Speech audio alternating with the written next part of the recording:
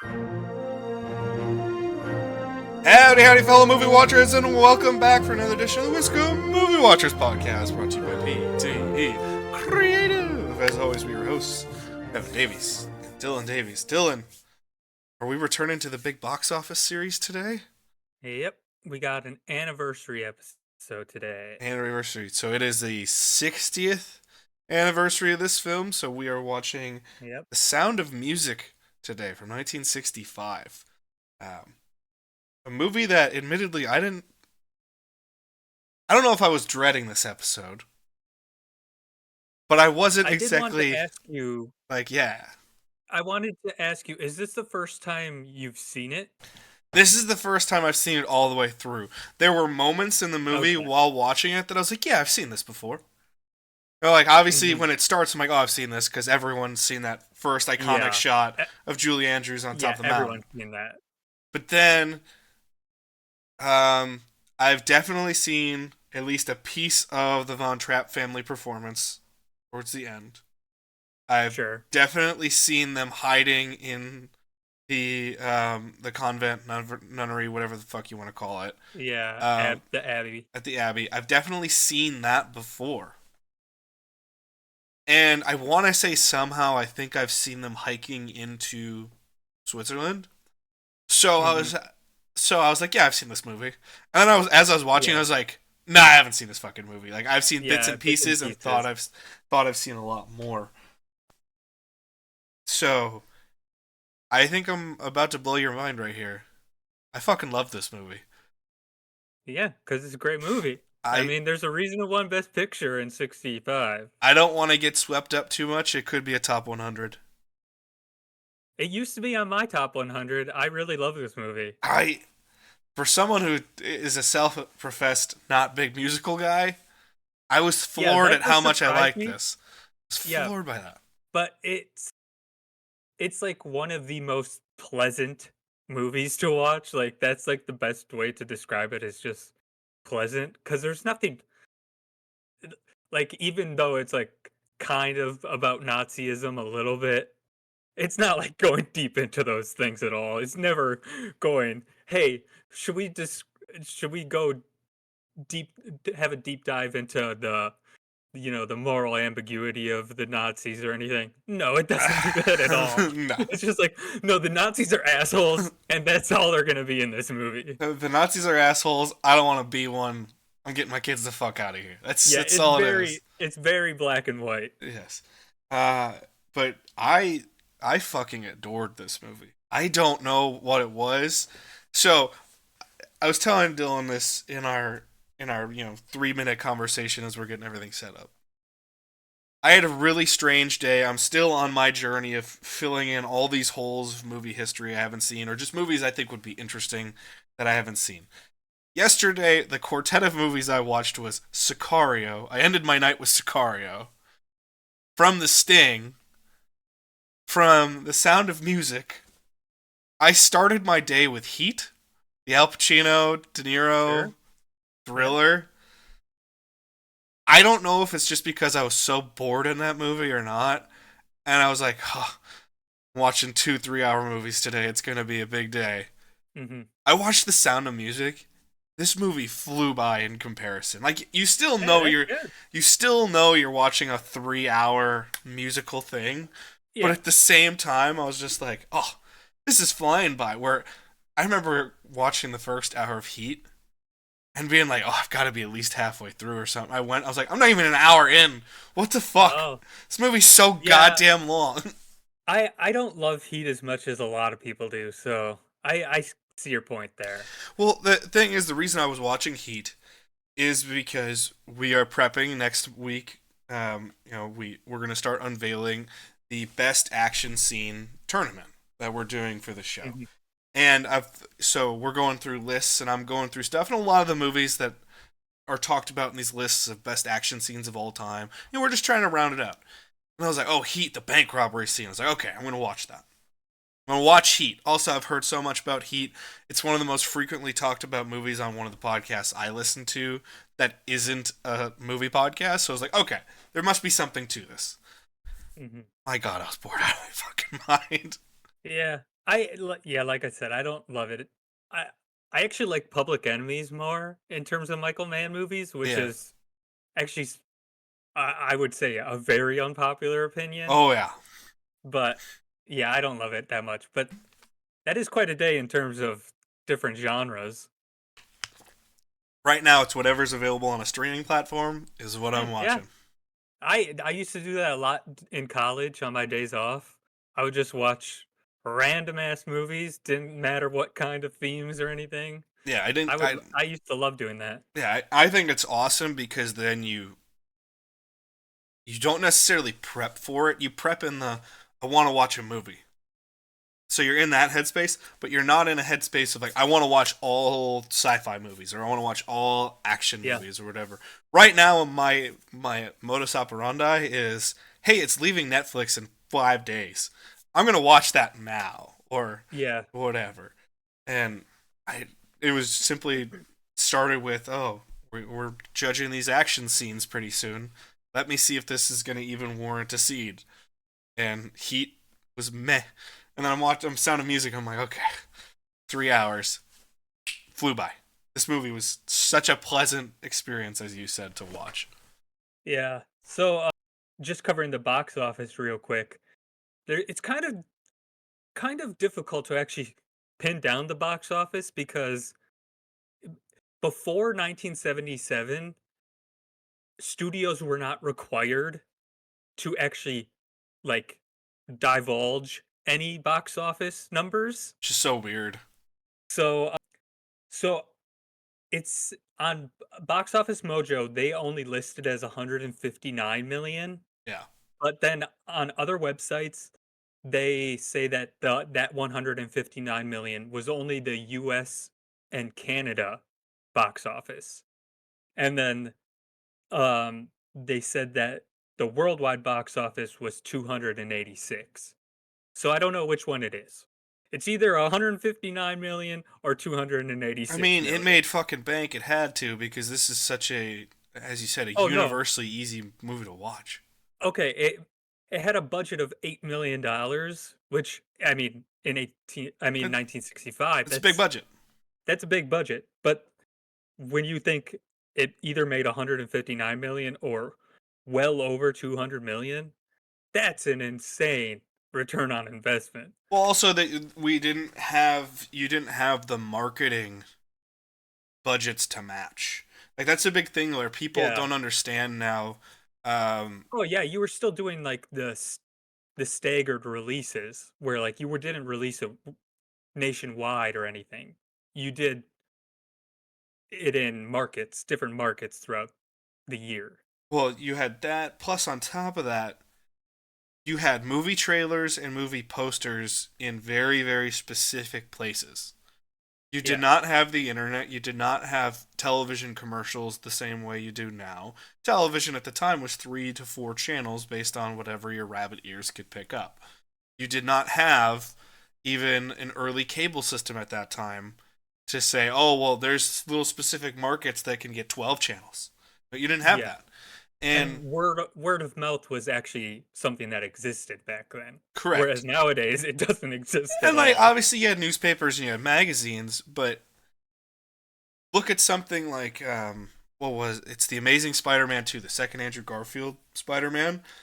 They spent I want to say 2 to 300 million dollars on the movie, and they almost spent 2 to 300 million dollars on the marketing, and it made like $660 million really quickly, and everyone's like, "Whoa, what a big number!" And they were like, "This is a failure," because they put in so Yeah. much to not only make the movie but then prep the movie marketing wise, and they just blew their whole wad and they barely made any money on something that easily should have made them 300-400 million dollars, and it didn't. Yeah. That doesn't make any sense, but I mean, And that just shows how dumb of a studio they are, so well it, honestly. well and sadly, just wait 3 years and the streamer culture is bigger, because now I Yeah, have that's to true. imagine outside of a Super Bowl commercial, you don't run that many television commercials anymore for your movie when it's coming out. You run some, but most people don't watch terrestrial television anymore. They're streaming platform people. So you, the best thing you can do is just make a trailer, put out a tweet if you're a big company. Oh shit, Fantastic Four trailer dropping tomorrow, or we're just gonna put the logo out. Trailer coming tomorrow, and everyone goes, "Oh my god!" Then the streamers will just take over for you, and then everyone starts reacting to everything. It becomes that's the new word of mouth. You don't need to do $100 million print campaign to get you Yeah. to have to do this stuff. So It's so strange. adjusted for box office inflation, $1.3 billion, and overall it's third all time adjusted. So it's Gone with the Wind number one, Star Wars, the first Star Wars, A New No, Hope, and then this is in third. So very impressive. yeah, yeah, Yeah. and for good measure and for good reason. The thing is, like, there are some of these older musicals that I am not drawn to. That and now I'm gonna try to watch a few of them. For instance, I'm trying to track down My Fair Lady simply because I want to watch Audrey Hepburn again. Hmm. But Don't go in expecting too much I'm not. because she's not as endearing in My Fair Lady as she is in a lot of stuff. I would Yes. recommend on my Voodoo, I have Roman Holiday. Watch that. Okay. Maybe That's I'll a watch Roman. great.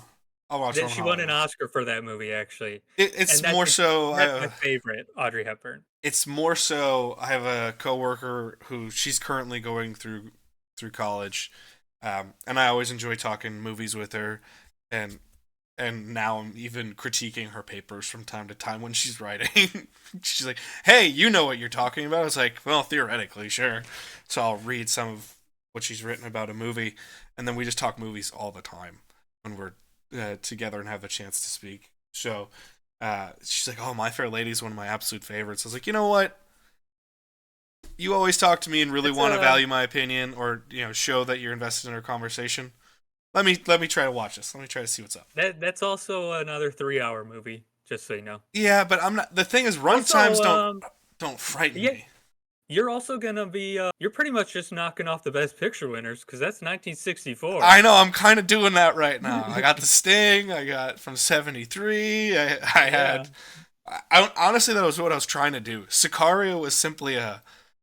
There was no Best Picture winner I could easily find without doing a lot of research last night. Hmm. So I just went, okay, well, Dylan said Sicario is good. I'll watch Sicario because it's on the Amazon Prime row that I just kept going to find movies recently. And I was Yeah. like, all right, well, Dylan said Sicario is good. I'll watch Sicario. Because Yeah. I tried watching Always, the Spielberg movie from like '88. Hmm. I watched 20 minutes and I was out.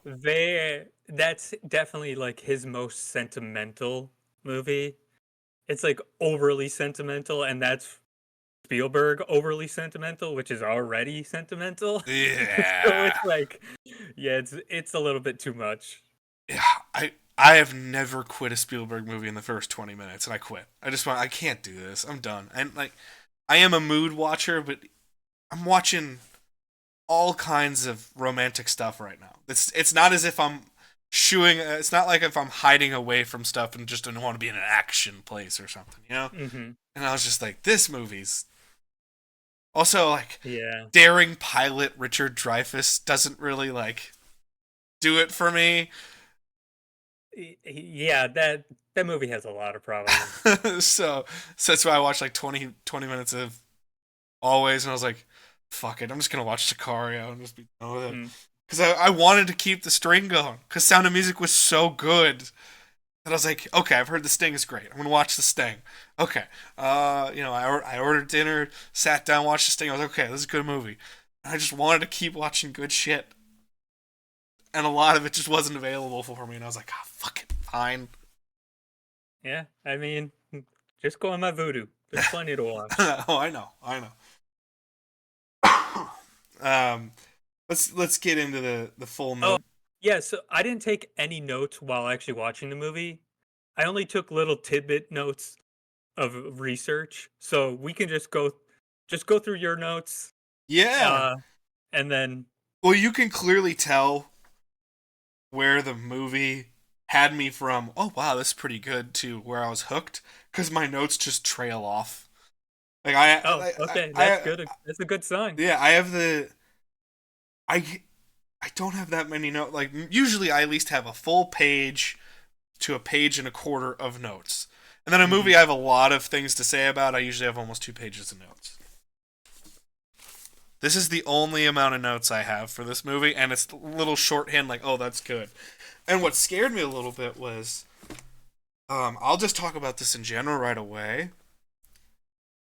This is the first movie I ever saw first run and was commenting on the lighting. I mean, it looks beautiful. It is Like, incredible the way th this movie looks.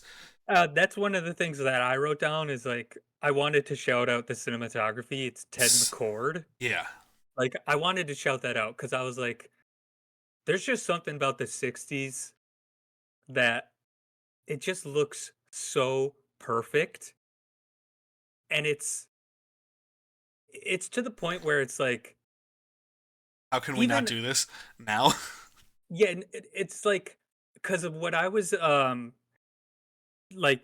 trying to figure out was, like, how did they make it look so good when it's, like, clearly in the middle of the day, Yep. and it's, like, in the Swiss Alps? Yeah. It's like, I don't know how they get it to look that perfect. Well, what was 'Cause crazy.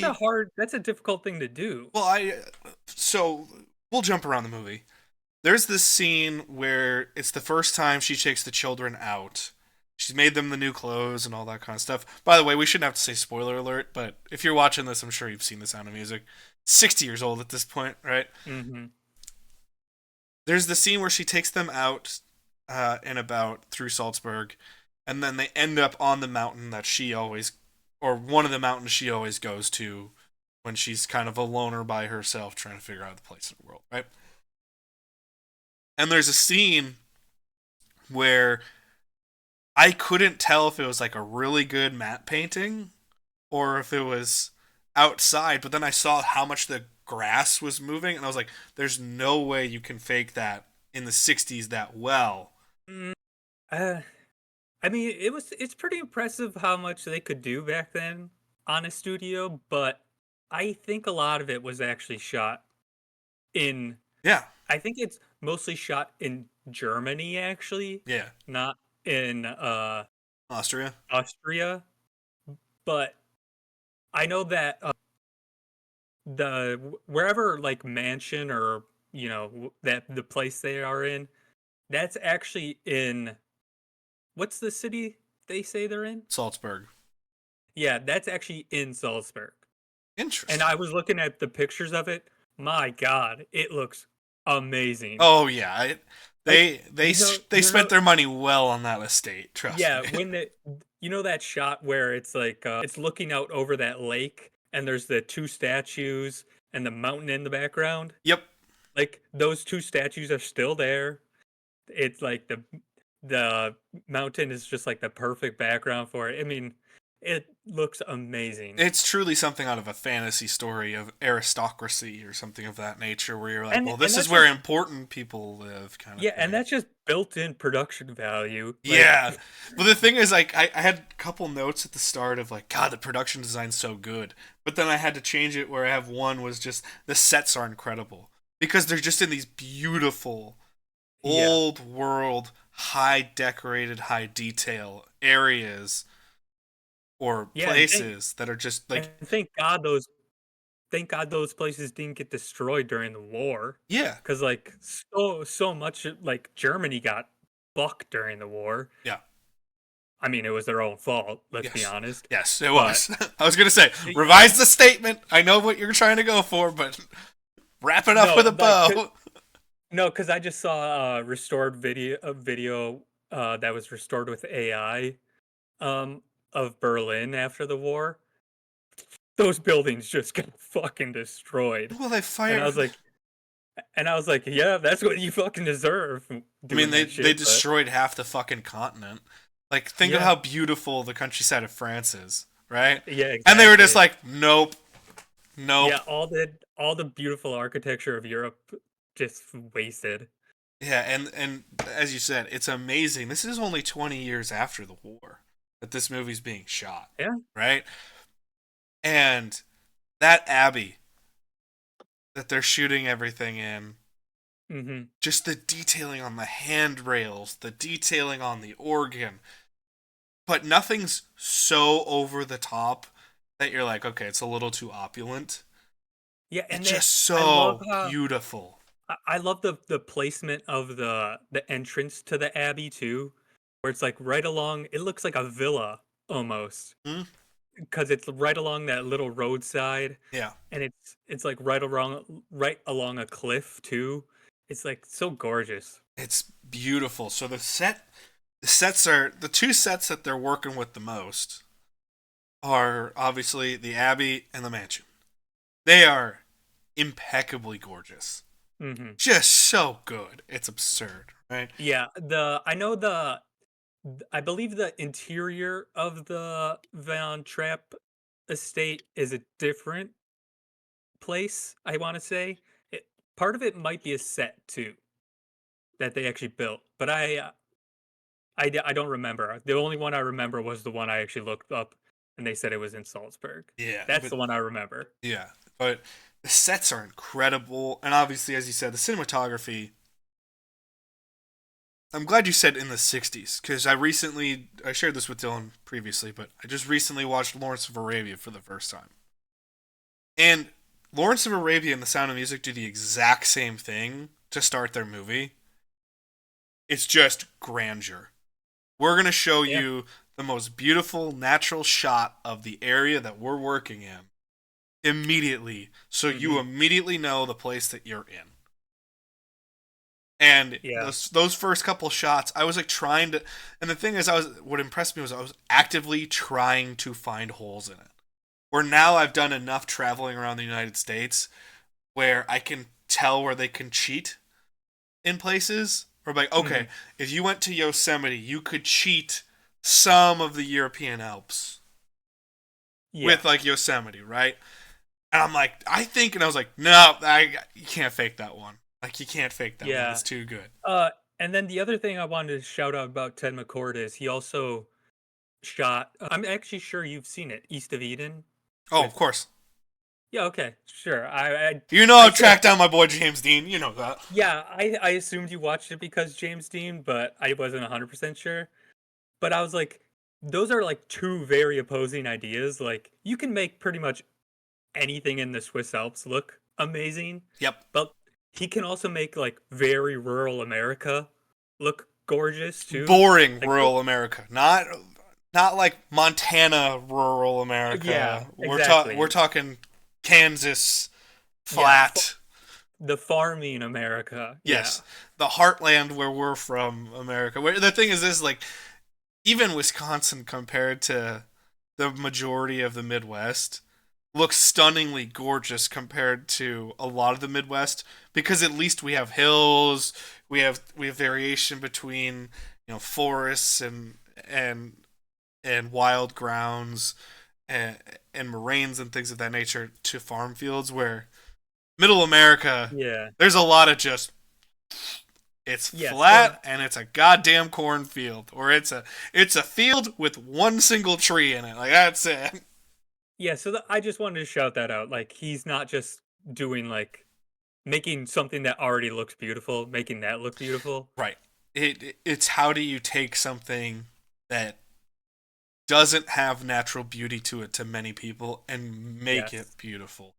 Where it's probably funny for him shooting East of Eden, and then he gets to go play in the fucking Swiss Alps and be like, and the German Alps just being like, okay, well this is a lot easier for me.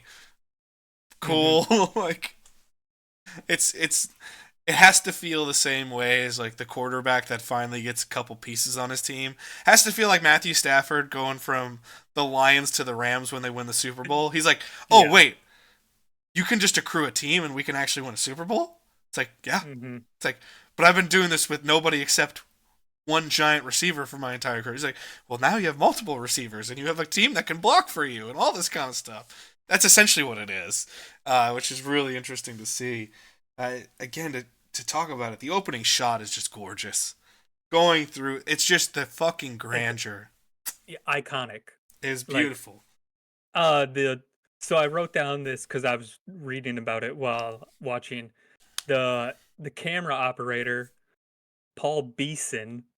No one else would volunteer to do it, and I guess he was like kind of like the head guy of the camera team. Yeah, So he usually wouldn't actually be behind camera, yeah, but no one else would do it because it was literally they were they needed one person behind the camera holding the camera, um, strapped into the helicopter, and it was just one strap holding you in, and it was just open on the side of the helicopter. So it's like, I mean, if something fucks up, you're you're done. going down. You're done. Yeah, and then he was like, you know what, screw it, I'm gonna do it. And you know So what? yeah, He's a legend to this day for even 60 years later. No one knows who fucking camera operators are. Nobody does yeah, that. And people know him now because of that. Good on yeah, you, and fucking Paul Beeson. Good on you, dog. yeah, and then Julie Andrews talks about how like when you get that how low they go and how close they get to her, like they you can tell they cut at just the right time because that the force of that must really take her out, I'm assuming. Yeah. Oh, yeah. But, The but the, again, yeah, the strength of the wind and everything. movie magic. Yeah, They it's cut. awesome. Also, I had what floored me the most about a lot of those initial scenes, the sound mixing to make it so clear as day, where you buy that that's the original audio. You buy that.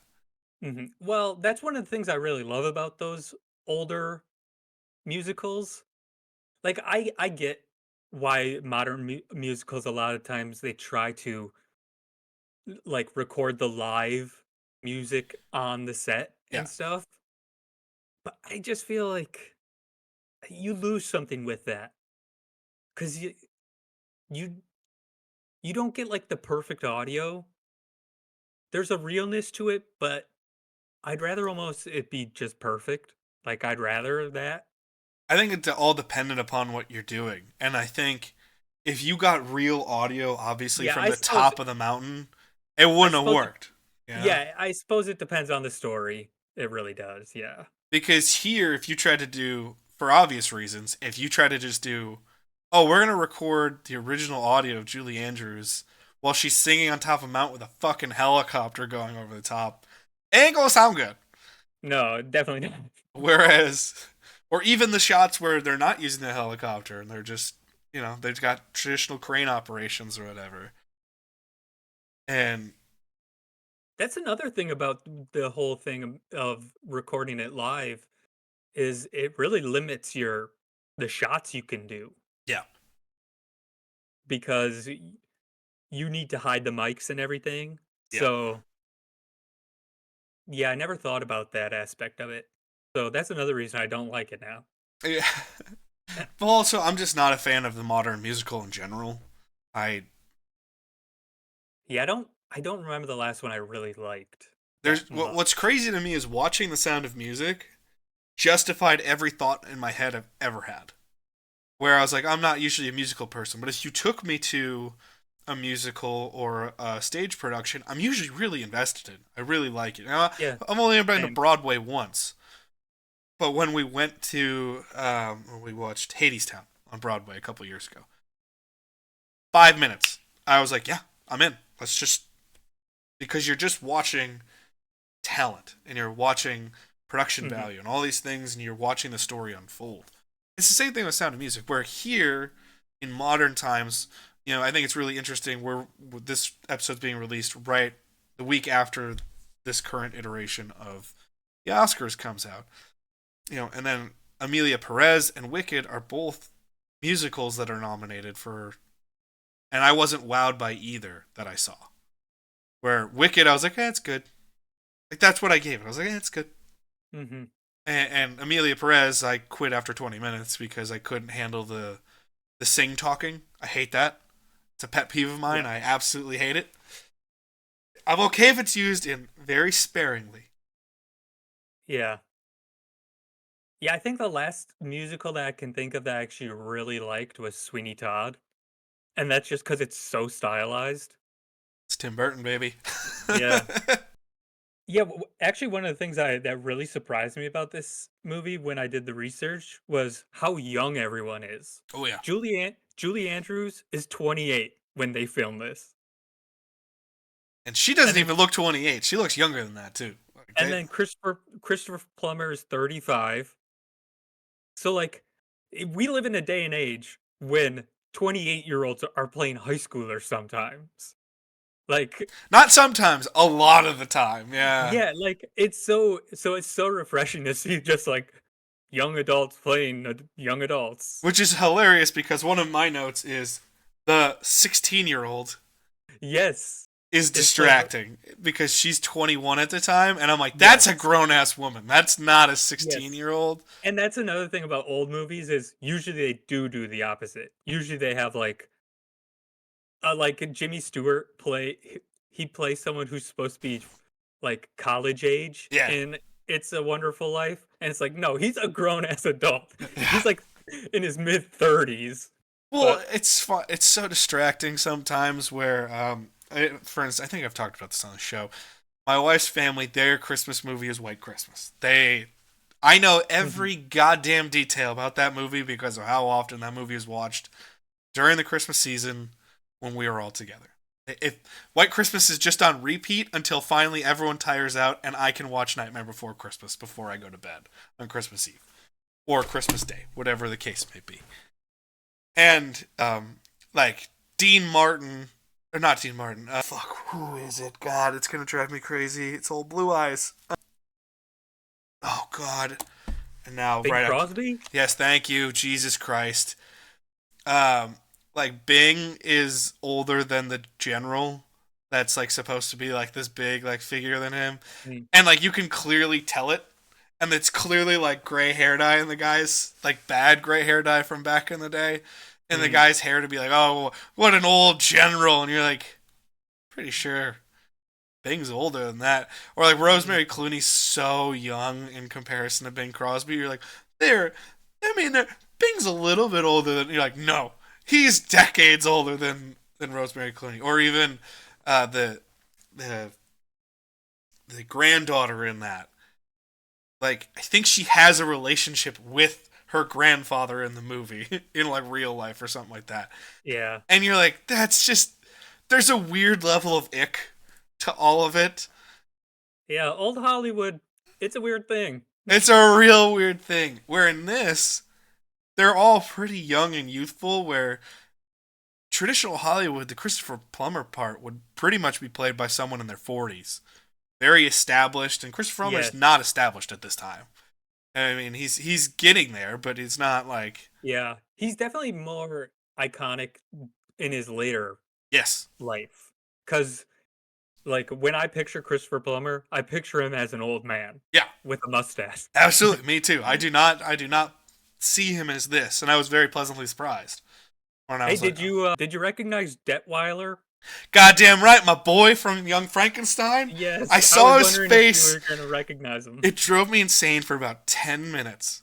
So I was like, why the fuck do I know his face? I know his Mhm. face. Why did and I looked it up and I was like, Herr Fuchstein! Like, as I was looking it up, before the result even popped up on my phone, I was like, it's Herr Fuchstein! I know that guy! Yeah. Yep.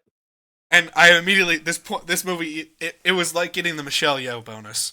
Where like all these movies that I do that I love Mhm. because Yeoh's in it. That was another one where I was just like, yeah, 10-point bonus just because he's in it from Mhm. Young Frankenstein. Yeah, he's great in this movie. Everybody's so good, but obviously this movie begins and ends with Julie Andrews. Oh my Yeah. God, what a talent! So damn good. Yeah. She arguably should have won the Oscar for it, but she won the Oscar the year before for Mary Poppins. And they So I did. think that's why she didn't want to give it to her. again, it's the argument of the Oscars we had all the time in all those Oscar shows, man. It's like, Yeah, oh I well, just they can't win back to back, or they can't. It's like if it's better, it's better. yeah, And I recently watched the movie that Julie Christie won for a movie called Darlene, and I okay, just recently watched that, and I was like, this is nothing special. But that's how I feel about a lot of movies. So like they're especially all back in just the day, yeah. six out of tens, you know. So Yeah, and that's the classic. Well, we don't want to do back to backs. It's like it's human nature. I don't know what it is. People just don't want to do it, except for mhm. very few people. Obviously, Yeah, we've talked about the Meryl Streep problem, in which well, Meryl worked this year, so she has to be nominated. You're like, just because she worked yeah, doesn't or mean she Tom needs to be nominated. Hanks. Tom Hanks has got one. Mahershala Ali didn't do back to back, but he has multiple. So yeah, there's a couple, but it's rare. But then there's also the counter argument of if it's better, just let it be better. Yeah, yeah. I mean, it is hard to say also because like what do you value in a performance, you Yeah. know? Especially because it's like this is a musical. So it's like do you value the musical aspect of it or the acting aspect of it? Honestly, though, the thing I loved the most about her performance, beyond the fact that she clearly has the voice of an angel, Mhm. I loved one my favorite. It might be my favorite scene or my second favorite scene. Not quite sure. Is I love that traditional Austrian dance that they're teaching the children. I I think that's the best looking scene in the movie. I adore that because when she does the twirl out, I think, and then she's about to do like the three steps, or it's right after she does like the three hop steps or whatever. Mhm. The camera clearly picks up her face, and you can tell strife is coming down. And then the next 20 seconds unveil more, and her face continues to drop because she's starting to realize, oh, not everything's about song and dance anymore. Like I actually have feelings for this person. Yeah. Well, she did she's so good at conveying like, "Oh, I'm falling in love with this person," without having to say it. Yes, Not everyone's as good at nonverbal communication as she is, yes, but I think that's one of the things that, uh, the director's really good at in this movie. Like, he conveys a lot with nonverbal stuff yeah. because both with Christopher Plummer and Julie Andrews, they never really say anything to hint at their love, they're falling for each other. No, And then with, the Baroness, like, you can she's just in the background a lot of the times in shots, but she'll never, like, say a lot of the jealousy or you can anything. just tell. You can just Yeah, tell you it's can just there. yeah, or there'll be inserts of her where she's just, like, side-eyeing Julie Andrews, stuff like that. I love that stuff. It's the that's the thing about the cinematography that won't ever be talked about enough. Is you have the big spectacle grandeur that should win you no matter what. If you shoot that well and make people believe, that already you've done the job. But it's those little things. I love those scenes in which the interplay. You know, the first time Plummer sings Edelweiss, and it's going That's my between favorite song. the side eye, and it's going. Julie Andrews clearly like. There's a moment where you go, is she just really into this performance, and she just is overtaken because of her love of music and everything else, and this raw emotion that she's seeing from this man who doesn't have raw emotion very much up to this time. And then it goes back one more time, and it shows Julie Andrews again, and you're like, oh no no no, this is a longing of love. This is Mhm. not just a. This is not a prideful look. I really helped this family like I wanted to. Because even when he returns with the Baroness the first time, you'd think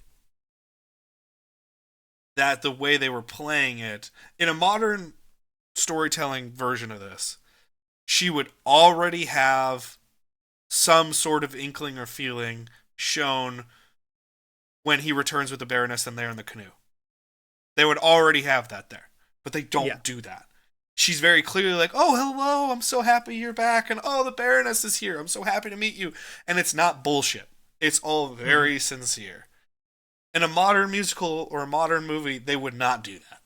They would already have two or three little inklings of, oh, well, here's a little glance. Here's a little Mhm. something. Here's one scene in which you see the guy's human before he leaves, kind of thing. Yeah, it'd be much more simplified. And this one does not do that. And I love that about it. It's a slow burn, but it doesn't feel like a slow burn. Uh, yeah, the scene in which they're dancing together is up there for me that I think is just tremendous. However, I think my favorite scene actually is the scene in which they finally profess their love for each other because of the way it's shot with the lighting. I love when it's just the two silhouettes there and everything outside is lit up, but the gazebo's not. So, that's one of the things I read about was the gazebo. The gazebo is actually shot on a studio. Sure. Um, the exterior of the gazebo is on location, and then they rebuilt the gazebo to do all the interior stuff. Okay. Because Interesting. they because when they're doing the 16 going on 17 musical number, they were like, we just need to get it perfect. So like Yeah. they just needed to rebuild it because they needed to do it so many times, Yeah. and they wanted to get like the perfect setting. So yeah, they rebuilt it and everything. I was like, yeah, that makes sense. Also, another great scene. But I noticed the reason I brought up the lighting earlier was every scene that is romantic in feeling of people, not romantic in like, oh, this sweeping setting. Because this movie is extremely romantic from that standpoint. But romantic in the sense of feelings between one person to another. They're all very dimly lit. They use dark coloring, shadows a lot, and this would be a great piece to talk about from a psychological paper angle. You know, now it was brought up with my English degree earlier and my coworker, but that immediately that had me thinking like how many real good thoughts you could put into that. But beyond that, just the evoking those feelings to someone where you immediately understand this is a private moment between two people and they're really sharing of each other. Whether it's the 16 going on 17 for the first time between Liesel and Rolf, or later on with the captain and Maria. It's very intimate, and they intentionally keep the lighting down on that, and I love those choices because it's never you never just get stark daylight. There's something about it that lends to feeling the emotions more with it. Hmm. God, it's so good. The lighting in those Yeah, scenes are just perfect. yeah. Just perfect.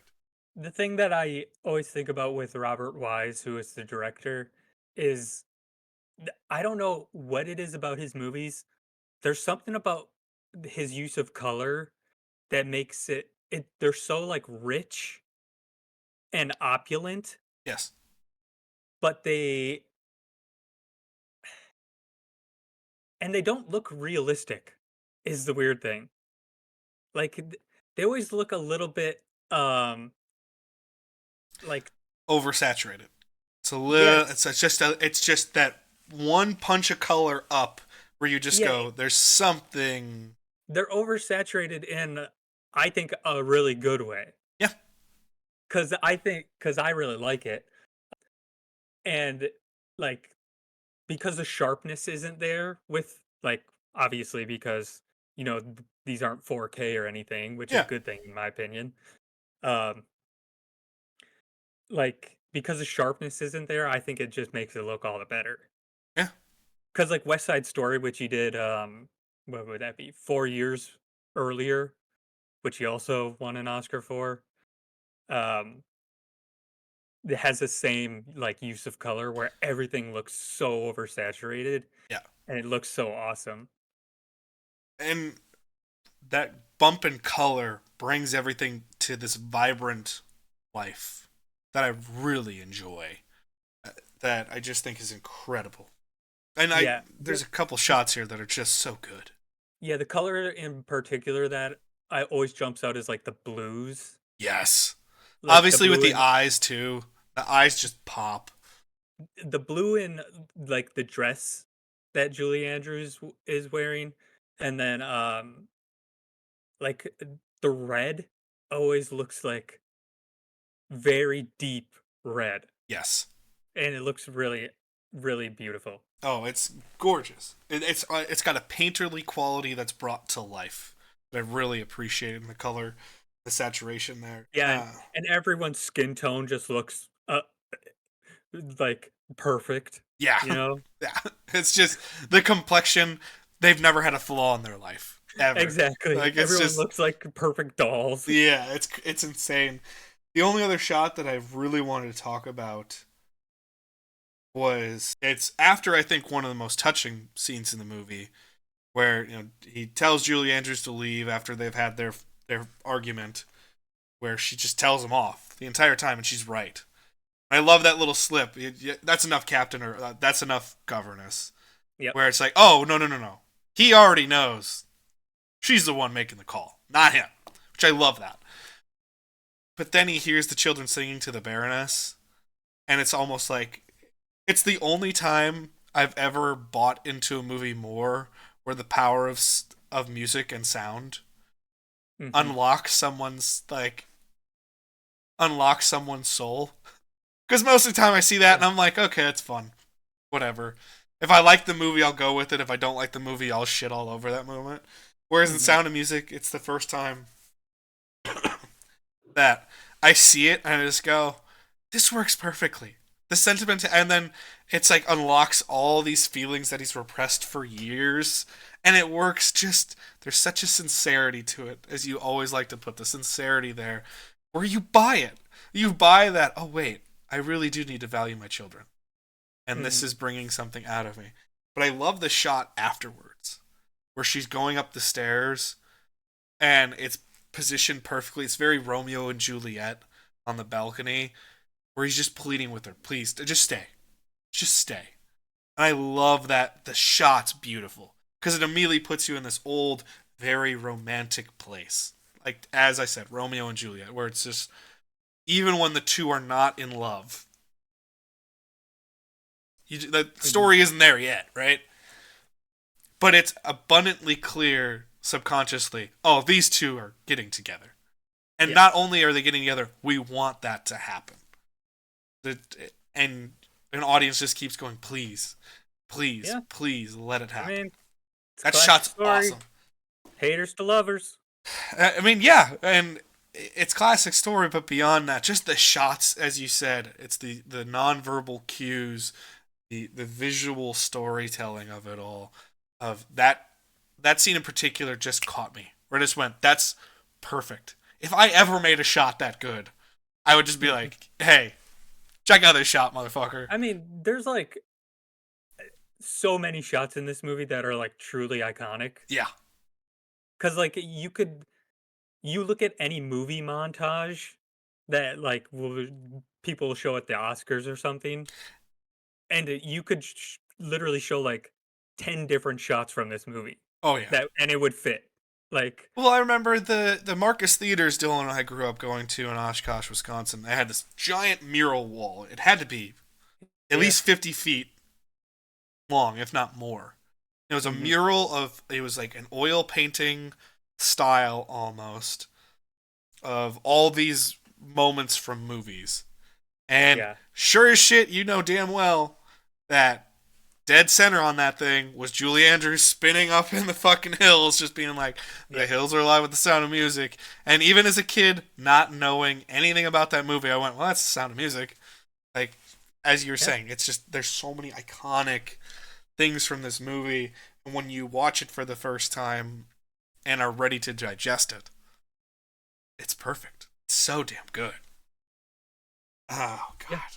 God, I, I, it's amazing to me the amount of times I thought of you while watching this, where you're just like sincerity, sincerity. I want sincerity. This movie's incredibly sincere, and I really appreciate that. Well, that's every movie before the 70s, pretty much, and that's what I like. Well, it's also It's the not. reason you like the Lord of the Rings, because it's sincere. It's not. Yeah, that's true. That's It's very true. it's not the reason that you. A lot of the movies that you like in modern cinema don't take the piss out of the moment. They're just sincere about it. They just let Yeah. it happen, and that's the reason you love those moments. Um, eh, Another thing I did want to mention, the puppetry and the puppetry scene. Those puppets and the puppetry is so good. Because I remember in the Yeah. opening credits it said puppetry by, and I was like, "There's a fucking puppet scene in this movie." Yeah. And it's truly impressive. Yes, yes, it is. I love the shots too of like where they're looking straight up at Julie Andrews and all the kids Yes, doing the puppetry, but really, yes. It, yeah, oh, those scenes are incredible. Those scenes are great. Uh, this whole movie's just fucking great. It's just so damn good. hey, I'm glad you enjoyed it. I I was not expecting this to happen. I almost like I could talk about this for hours, and because of this, I don't have that much to say because it's just gonna keep coming back to that's just so good, and that's just so good. Yeah, and it's also it's hard to talk about a musical because like especially this one because so much of the movie is actually songs. Like there are a lot of musical numbers in this There are movie. a lot of musical numbers, but this musical is something I appreciate because I've said this on other shows. I hate when a musical doesn't give you any room to breathe. It's just music all the Oh, time. yes, like we talked about. The songs do have a beginning and a definitive ending. Like they end. And I was looking forward to moments where they began and ended in this. I love the sentimentality behind the moments. I love when the kids are all together and they're just pining for, you know, from the way this movie shows it, their true mother. They just want their mom back. Hmm. And then they just hear like three notes of Julie Andrews singing with them again, and they went, and then they just run to her. Oh my god. I had tears in my eyes. I was like, this is beautiful and perfect the way this was done. Yeah. Perfect. That's Yeah. so good. One of the only notes I actually wrote about the film while watching it was the the part where the Baroness is trying to play with the kids and they're Yes. just bouncing a ball. I was like, wow, good job, Baroness. Really trying to connect with them there. Like, Here's the thing, though. I that's a love that. piss poor attempt. Oh, it's a piss poor attempt, but here's the thing. A, I'll give her credit because a lot of adults wouldn't do it. And B, what I love about the Baroness and that scene in general is I love that they don't ever put her in a place of disdain with them. Oh no, and she's actually pretty likable. Like, there's the scenes where they set her up as a villain, where, like, oh, it's called boarding I school, wouldn't and you're like, I damn. wouldn't even say I wouldn't say villain even. Yes, but it's clear that there's got to be a baby face and a heel. You got to have a baby face and a heel. I would agree with heel, yes. So there's got to be a moment where she's a heel. That scene particular where she's just so miserable trying to play with them, and then right after, well, it's called boarding school. You're like, Mhm. bitch, don't send these kids Yeah, away. And yeah. but I loved this fact that this movie has such class. That every character, even the ones that you don't think have class in some way, shape, or form. And I Hmm. love when he's just like, I've been dishonest with you and myself. And she doesn't try to be a bitch Yeah. about anything. She just says, no, you're right. Well, one of the things I love that scene, and I really love the scene between her and Julie Andrews where she's like, I don't know, trying to convince her to leave to go back to the Abbey. It's subtle enough that you can Yes. it's subtle enough that you can go, But maybe. but she's when she's talking to her, she's not saying anything that's not true. Yeah, she's saying everything that's true. Like, hey, you're starting to fall in love with him, and he has feelings for you. yeah, Like, and just because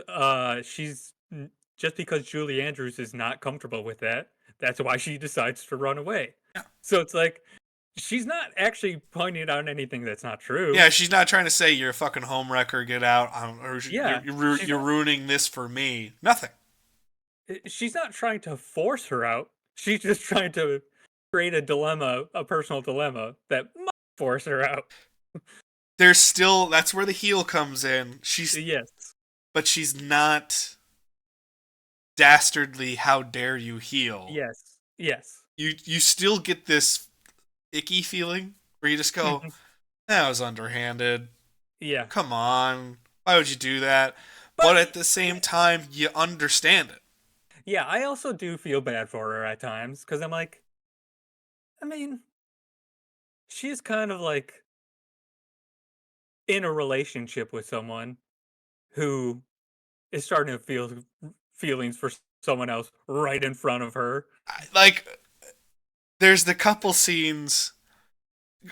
I'm glad you brought that up. There's a couple scenes where you just go, grow up. Like, lady, grow up. Human moments Sure. happen. But then there's also those couple scenes where you just go, no, I get it. I get it. Like, because Yeah. there's a couple scenes where it's clearly Julie Andrews' intention is never anything negative. It's never to get Hmm. attention for herself. It's never to do anything like that.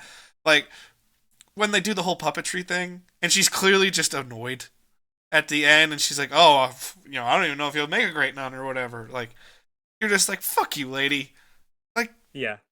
don't treat her like that. But then there's the moments like in Edelweiss where he's not trying to make this overture of love to Julie Andrews. Julie Andrews isn't trying to make this overture to her. But it's clear that the two are just like locking eyes Yes. constantly and sharing this huge emotional moment. And she's just got to sit there and take it. And those are the scenes that you're like, yeah, I get it. Like, Yeah. Exactly. there. Yeah. I think Oh, the probably the most like if there was like a theme or something to the movie, yeah. it would be like when the captain finally thaws and then he just says to Julie Andrews like thank you for bringing music back to this house. Yeah. Like that's really what the movie is about Yeah. cuz the music really is just a stand-in for, you know, actually caring for your fucking family. And yeah, no, it is because a like very interesting way to show it. everything before that to like when he's like describing how he like calls them with a whistle, it's like so ugly, every all the noises are like obnoxious and just super unpleasant to listen Also, to. notice again, color study. Those are some real bland ass uniforms of gray, Yeah. and then everybody gets color because life can be better. Hmm. Genius use of color there. That's the kind of stuff that I absolutely adore. This movie's so fucking good. I love Yeah. this movie. The only other note I had down was Rolf is Himmler's wet dream. Rolf fucking sucks. Okay, Oh yeah, he's a bastard. so I wasn't impressed with Rolf at first, anyways. But I did like the notion that the girl from aristocracy is not the stuck up bitch. She could fall in love with someone common just as much as she could fall in love with someone who's, you know, of the aristocracy. I loved that. But Rolf himself, I'm like, this kid? Hey, did you think he was gonna turn good at the end? Yes, there's definitely that Okay. moment where you just go, you've seen too many movies and you went, this has got to be the babyface turn. This is the Yeah. part of the where you. That's where I will say, if this was made today, and they had the license to change what they wanted, that scene is 1,000%. He's talking to him. The captain's talking to Rolf, and Liesel shows up and says, "Please." Hmm. And that's her moment to grow up. That's her moment to show what she's learned in this time. And it's because of that he puts the gun down and he either runs away with them or he creates a distraction. Yeah. Yeah, that's very true. That's exactly do what would happen if this movie was made in 2025. But it's made in 65, and instead, I love that he's got him on the ropes and he says the wrong thing. And then he just goes, "No, fuck you, I'm out." And you're like, okay. Yeah, I was gonna say I really love the line that he says that like really forces his hand where he's like, "You're never gonna be one of them," and Yeah. then he's just like, "Oh fuck you, dude." Yeah. He's like, "Oh, you're going to I love the youthfulness because it's honest and sincere again, where it's the kid being challenged by an adult and him going, Yeah, "No, fuck you." the testing of it. Yeah, He's just like, "Hey, fuck you. I'm a man and I know what I'm doing." And it's like, it's so honest to a young person who'd be, what, 18 at the time, yeah. where it's so Probably clearly. he's probably Hitler youth. Let's be honest. Oh, of course, yes. But, like, you know what I'm saying? There's just that moment where an 18-year-old being challenged like that on a huge philosophical level, most of them are going to go, "Fuck you. No, I'm going to be exactly what I told myself I'm going to be." Right? And it's very nice scene. I love the end just comes so abruptly a little bit. It's very strange. Because really the climax of the movie is the concert. The climax of the movie is not being. Yeah. And then also it's like that, run. I like that, and then hike. I like that they keep the plan. Like you don't know the plan. Yeah. I like that. Also, I had no idea that this was based on a true story. Didn't know that. See, that's the thing. I've known throughout time that was partially based on a true story. Yeah, so. and I didn't know that until this viewing, and I've seen this movie, I don't know, 10 times maybe. But apparently, yeah, it was much easier. They escaped. They just went on a train to Italy. A little less climactic. Also, what a shitty place to escape to at the time. Damn. Yeah, they went to Italy, and then I think they took a ship to America. So Just. Yeah. a little bit easier. You're just trading one dictator for another, though, man, in that scenario. Yeah. I don't want to say Mussolini's a better option because you're comparing really bad and really bad. Yes. Yeah. Yeah. The only other note I had down is, it's a huge tragedy. In 1997, Julie Andrews had a throat surgery. Yep. That permanently damaged her singing voice. I had no idea about that. Oh yeah, no, that's because I was huge. Like, I never thought about it. Like I had never heard her sing in like any other movies, like as an older woman, and I never thought about that. I was like, oh, that actually makes sense now. Yeah, because you would expect that, I guess. Because like I've think heard of what Barbara Streisand sing, Liza Minnelli, like I've heard those people sing as older people, but yeah, you never hear Julie Andrews. Think of how many movies were robbed of Julie Andrews. Yeah, she could have sang like. She could have been in The Greatest Showman. She could have been in Wicked. She could have been in all these things.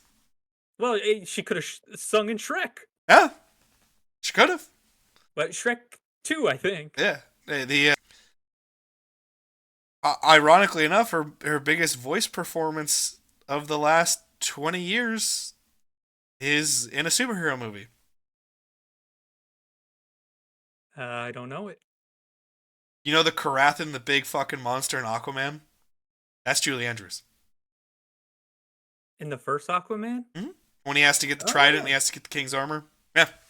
That's Julie Andrews. And I was like, why do I know that voice? Obviously it's being manipulated to sound more sinister, but why do I know that fucking voice? And then in the credits, Karathan, Julie Andrews, and I was like, no fucking way. That's like, to me, that was the ultimate best card ever played in that movie. Was just hey, fuck you, I got Julie Andrews to do a voice part in my movie. Like, that to me was the ultimate fuck you of that movie. I enjoy the first Aquaman quite a bit, but just be like, I got this giant ancient sea monster, and I want it to be voiced by Julie Andrews. And you're like, what? It's awesome. That's pretty cool. It's awesome, and I love that about it. But this movie's so fucking incredible. I would highly recommend this movie to anyone. I think we've kind of said what we had to say about it. It's a beautiful, sincere look at. This is what musicals are supposed to do. They're supposed to entertain you, but also make you feel something. And the vast majority of the time, they either do one or the other, or in some cases, neither. I would say a lot of the older ones do both, though. Yeah. A lot of them. Not all, because there are a lot of shitty ones. I've seen plenty. Trust me. I've seen plenty. I've seen plenty in the past couple years as I watch these Oscar movies. There's quite a few, but but alas, yeah, there's a lot of good ones out there. Yeah, but this movie is utterly incredible, and I'm not going to be shocked at the end of the year when we edit the top 100. I'm not going to be shocked if The Sound of Music has a high place in the top 100. I was so thoroughly impressed and enjoyed every moment. That's awesome. It's one of those movies that now I think I've got another bullet in the chamber to where if someone says, like at a family gathering when there's nothing going on, like, what do we do? I'm like, just throw on The Sound of Music. Honestly, we'll all be happy. Just throw it on. Or like share it with some younger family members and stuff. Just be like, dude, Sound of Music's awesome. So, was it worth the box office? Is the question. I mean, it has to be yes. Oh, 1,000%. Because I was just gonna look up these movies based on ticket sales to see if I can find that out. Let's see here. So Gone with the Wind. Holy shit. 202 million tickets sold. Episode 4, or I guess just Star Wars at the time. Star Wars, yeah. 178 million tickets sold. And then this has 142 million. And then fourth is ET with 141 million. So it's pretty good company there. Yeah, I was going to say if you're selling 142 million tickets to your movie, I think people like it. I think people are enjoying the experience. Let's just out of curiosity, let me see like a movie in our generation. Let's see here. An event movie? Like Avengers Endgame. See how many tickets that show. That's all. Well, the closest one is The Force Awakens. 108 million. So 40 million almost. Yeah, almost. Yeah, 35 million less. Yeah. Says a lot. Yep, it does. Granted, it's also the time you don't have as much to do, but yes, it says a lot that people are going to see it that many times.